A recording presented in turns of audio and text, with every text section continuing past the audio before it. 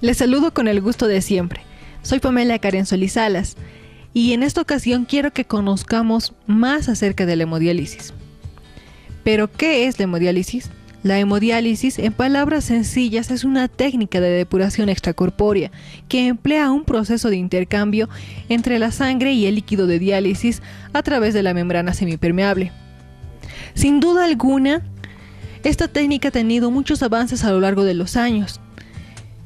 Y es importante que sepamos quiénes, cuándo y dónde han iniciado estos avances, ya que estos avances nos han ayudado a salvar muchas vidas. A continuación, la historia de la hemodiálisis. Historia de la hemodiálisis. Thomas Graham, químico escocés de la primera mitad del siglo XIX, al estudiar las propiedades de coloides y cristaloides, demostró que estos últimos difundían a través de una membrana semipermeable. A este fenómeno lo denominó diálisis. También demostró que los cristaloides de la orina pasaban a través de una membrana semipermeable hacia el agua, lo que al evaporarse dejaba un residuo de cristales y urea.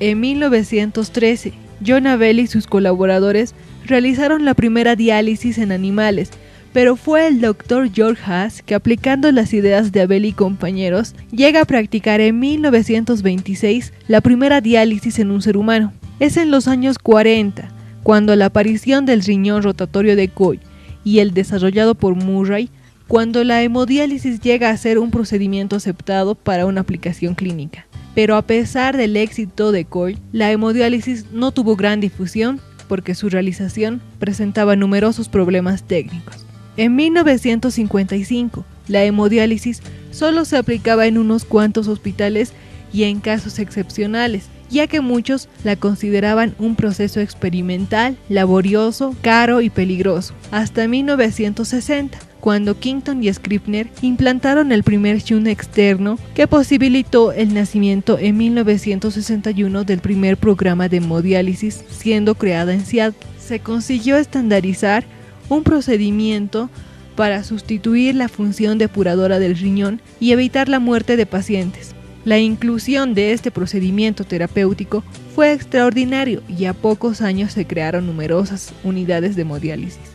En 1966 se produce un acontecimiento histórico cuando Cimino y Brescia describen la fístula arteriovenosa interna, la cual venía a resolver los problemas que habían quedado pendientes con el shunt de Scribner, ya que permite obtener un flujo sanguíneo adecuado. Presenta baja incidencia de procesos infecciosos y trombóticos y es bien tolerado por el paciente.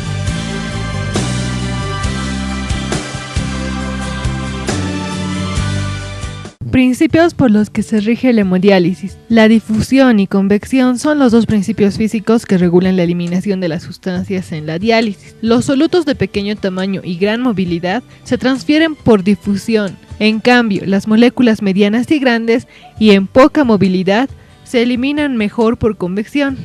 Difusión es el proceso por el cual se distribuyen en forma homogénea las partículas y solvente a favor de un gradiente de concentración.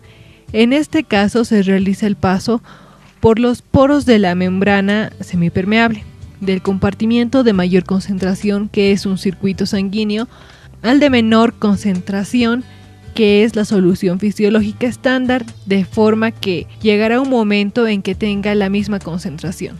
La transición de solutos dependerá principalmente del gradiente de concentración, la superficie de la membrana y la permeabilidad de la membrana.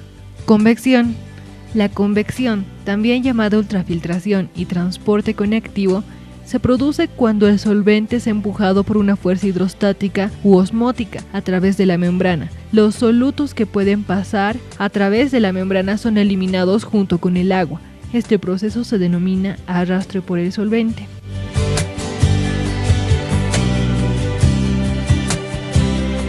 Partes de la máquina de hemodiálisis.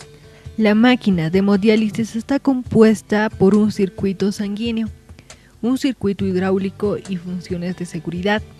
Circuito sanguíneo. El circuito está conformado por los accesos vasculares, pinza o clava arterial y venosa, detector de la presión arterial, bomba de sangre, bomba de parina, dializador, medidor de presión arterial, cámara de goteo, detector de aire, detector de sedado y circuito o tubos de hemodiálisis.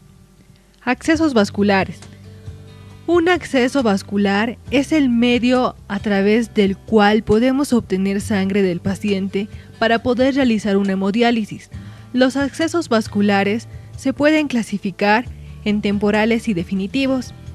Los temporales son los llamados catéteres, dentro de los cuales se encuentran los tunelizados, como el catete PERM-CAT, y los no tunelizados llamados Majorcar, que se utilizan para hemodiálisis de urgencia y que pueden utilizarse hasta por 3 meses. Los accesos vasculares definitivos se dividen en fístulas arteriovenosas e injertos. Las fístulas arteriovenosas son la unión de una vena con una arteria y los injertos son la unión mediante un puente de una vena con una arteria. Este tipo de accesos tiene una vida útil promedio de 8 años. Circuitos o tubos de hemodiálisis están hechos de materiales biocompatibles y no tóxicos. La sección del tubo cercana a la bomba se trata de una manera especial para disminuir la coagulación. Con el tiempo, la separación química de algunos compuestos pueden llevar a daños en el hígado. Bomba de sangre o peristáltica. Es el principal elemento del circuito sanguíneo.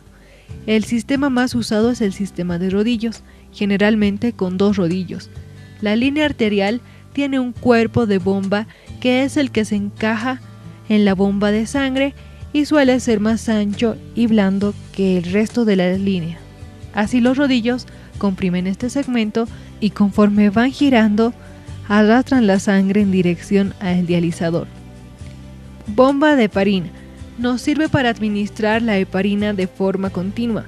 Dentro del circuito suele ser un pistón que empuja el émbolo de una jeringa que a través de una línea fina entra la línea arterial.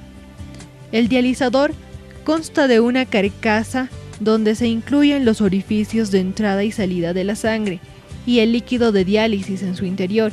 Existen 2 compartimientos diferenciados, uno para la sangre y otro para el dializado, separados por una membrana semipermeable, a través de la cual se producen los intercambios de agua y solutos entre las soluciones.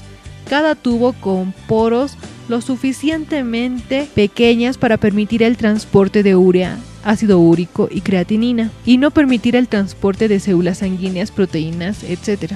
Mecánicamente, la eliminación de agua y solutos de la sangre se lleva a cabo por transporte pasivo. A través de la membrana, el agua y los solutos se transportan de un fluido en movimiento a otro. La membrana del dializador consiste en una fina capa que se pone en contacto con la sangre. Los poros de esta membrana se disponen en forma diferente en diferentes tipos de membrana, pero presentan características de tamaño similar en todas ellas y son las que permiten que el agua se difunda. Detector de aire. Monitorea y previene burbujas de aire que pueden provocar émbolos. Está basado en el ultrasonido. Circuito hidráulico. Está compuesto por un calentamiento del dializado a temperatura corporal que a veces solo calienta el agua. Desgasificación. Se hace de mano con el calentamiento y se somete a presión negativa. Mezclado o dosificación. Se hace en cantidades apropiadas de agua y fluido dializador para lograr correctas concentraciones y temperaturas. Monitoreo. En cuanto a los parámetros de monitoreo son pH. El rango de pH es recomendado de 6.8 a 7.6. No todas las máquinas utilizan potenciómetro. Temperatura. Se monitorea cerca del dializador. Es un sistema de control con retroalimentación al calentador. La temperatura recomendada es de 35 a 42 grados Celsius. Conductividad. Es para determinar el contenido iónico. Se asegura la correcta concentración de agua en la solución dializante. Fugas de sangre. Es para detectar y evitar la contaminación del fluido dializante. Funciones de seguridad. Las alarmas tienen que ser fácilmente identificables, de forma que el personal médico sepa inmediatamente de dónde viene el problema y actúe en consecuencia. Las alarmas de una máquina de hemodiálisis están asociadas a las medidas que realiza esta Por ejemplo, detección de aire, fugas de sangre, presión venosa y arterial y temperatura, por mencionar algunas, en caso de que las mediciones de monitoreo se encuentren fuera de los rangos establecidos. El sistema del agua. Un extenso sistema de purificación es absolutamente crítico para la hemodiálisis, puesto que los pacientes de hemodiálisis están expuestos a bajas cantidades de agua que se mezclan en el baño ácido para formar el dializado.